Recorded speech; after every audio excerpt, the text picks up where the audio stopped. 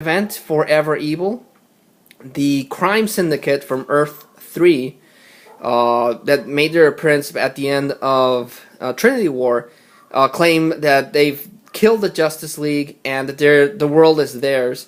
So they let out every single supervillain in the different prisons and so on in the DC universe.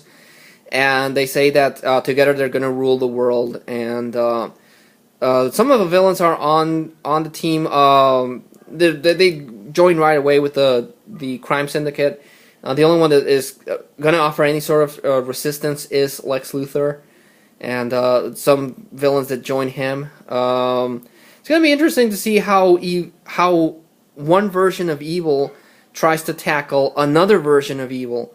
You know, between the villains of the DC universe that want to fight off against the crime syndicate, which is an evil version of the Justice League. The concept is really, really interesting, and I'm really looking forward to this event as well. I hope it's not very disappointing. Something I always wanted to see when I was younger, and I never thought would happen. Picked up this miniseries, DC Universe versus the Masters of the Universe. It has the DC characters going off against the He-Man characters. This one doesn't have the full-blown war. This just has Constantine in the first issue with He-Man and the Masters. But I'm really, really looking forward to this. Again, I always, when I was a kid, I had my action figures, and I would always pit Superman against He-Man and figure out who would try to win, because Superman has more powers than He-Man, but Superman's vulnerable to magic, and He-Man gets his powers from magic. So to actually see this come to life, I thought was really cool.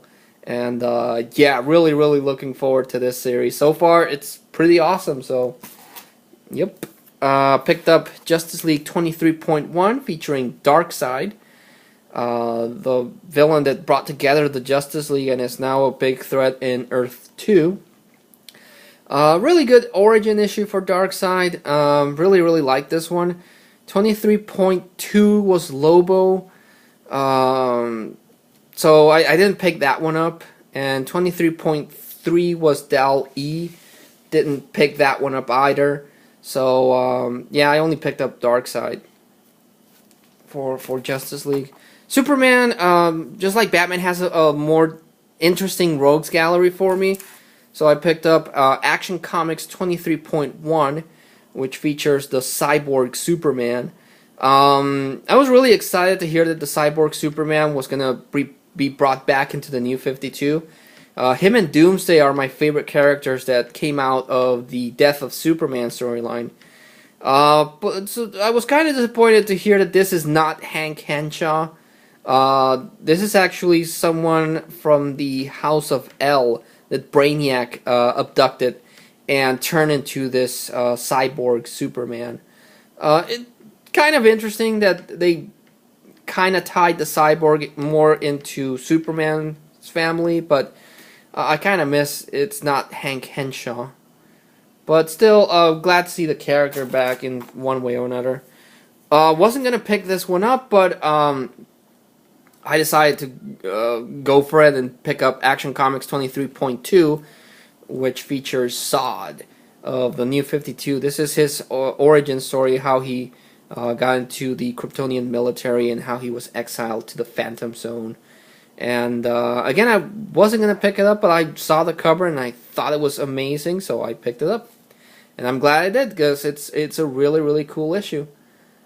23.3 is going to be Lex Luthor, so I'm going to pick that one up too, because Lex Luthor is going to have a big role in Forever Evil. Picked up Superman 23.1 featuring Bizarro.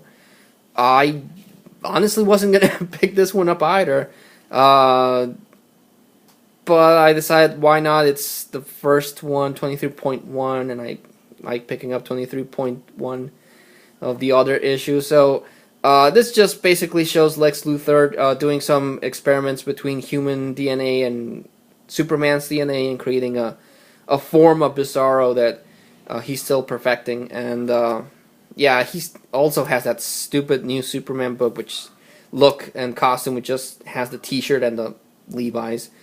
Honestly, that's a stupid costume design in my opinion. So, but the story's so-so. I picked up Superman 23.2, which features Brainiac. This one I also was looking forward to, much more than the Bizarro one, because this one features the origin of Brainiac, how he pretty much destroyed his own home planet because he was doing radical experiments that the Council of Cthulhu wasn't really down with, and how he became the collector of worlds. Really liked this one. I liked it again a lot better than Bizarro, but 23.3, I think it's going to focus on a parasite, and I never really cared for the parasite, so yeah. The one I am looking forward to is a Superman Batman 3.3, because that one's going to focus on Doomsday. And like I said, like the Cyborg, Doomsday is my favorite character that came out of the death of Superman. So I'm really interested in seeing how they handle Doomsday in the New 52. Picked up Smallville issue 17, continuing Smallville Superman's meeting with Smallville Wonder Woman. And I read online that this series is going to be canceled. At least the format is. It's no longer going to be a regular monthly thing. They're going to cancel Smallville Season 11, and then they're going to release the stories as miniseries, which I think is a dumb idea. They should have stuck to the monthly format. So after this version of Smallville is done, I'm dropping Season 11. Yeah, I don't want to pick up freaking miniseries, so I'm pretty much done with Smallville. I was going to drop it anyway, but after reading that, it's so gone.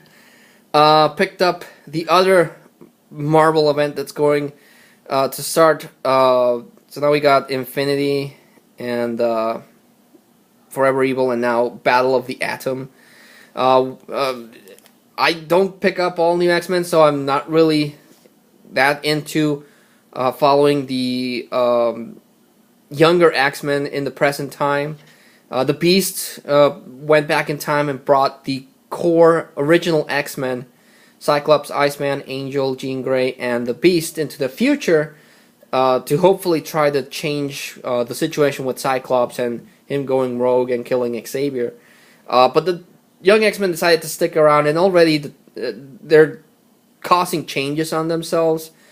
So the X-Men of the future go back in time to try to get the X-Men from the past back into their own timeline because it's messing up everything.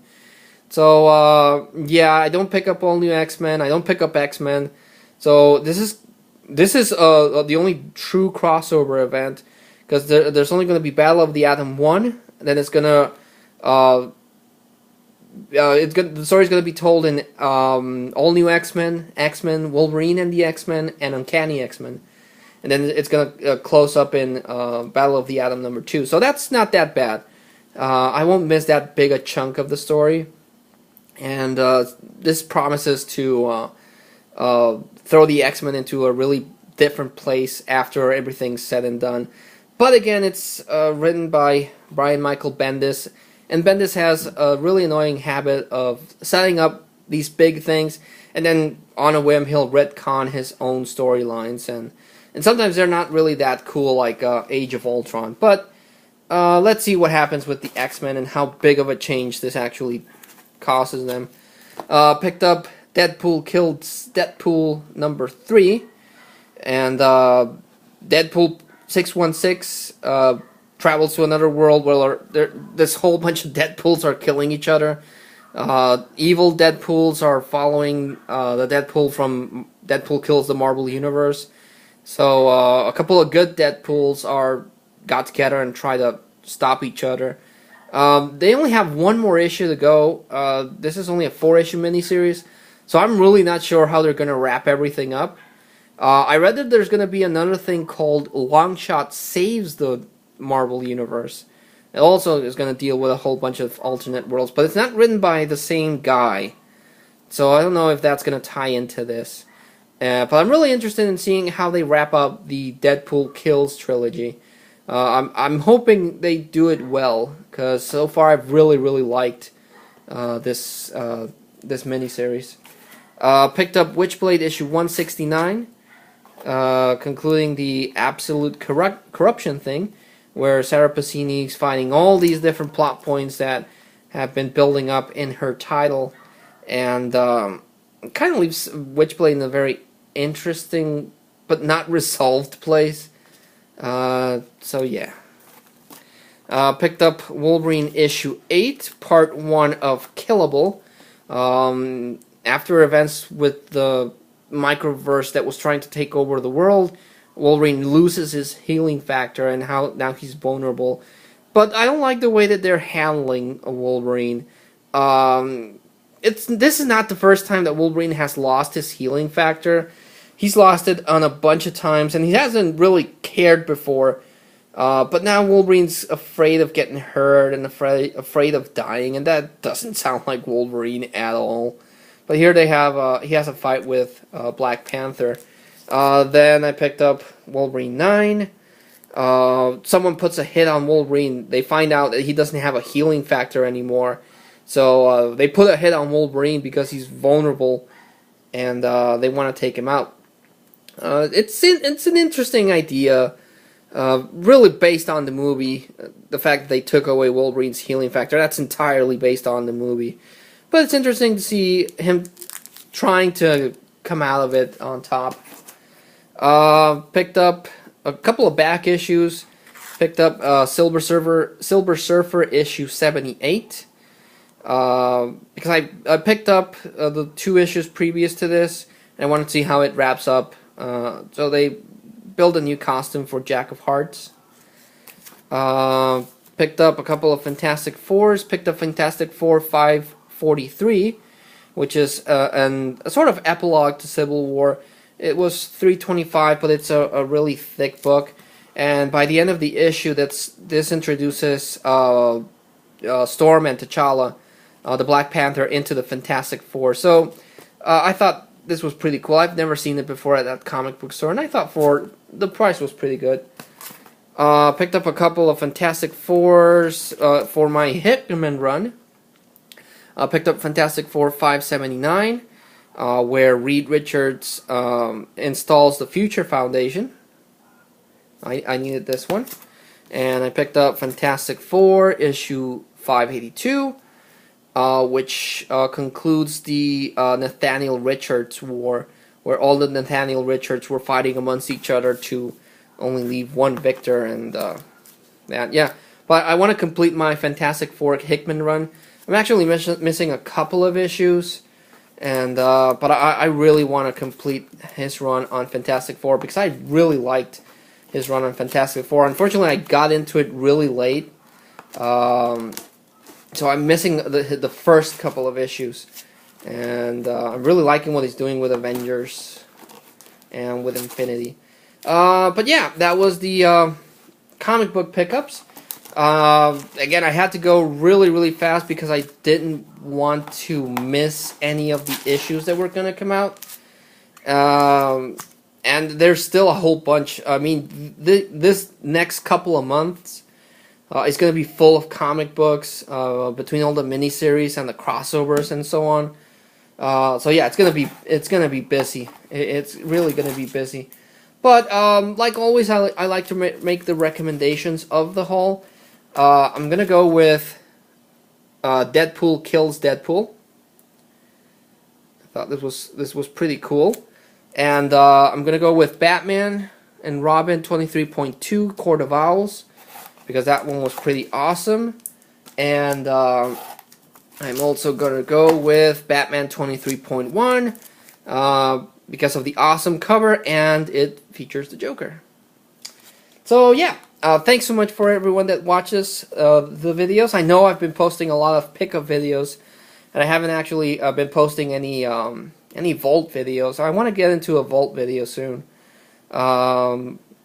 Reviews haven't gotten that many views actually, and I haven't actually been to the theater that much. But I do want to make some content. I have one idea in mind, so I'll post a video on that, see how that works out. But until then, thanks so much for watching, and until I see you all again, this is Vargas XX78. Signing out.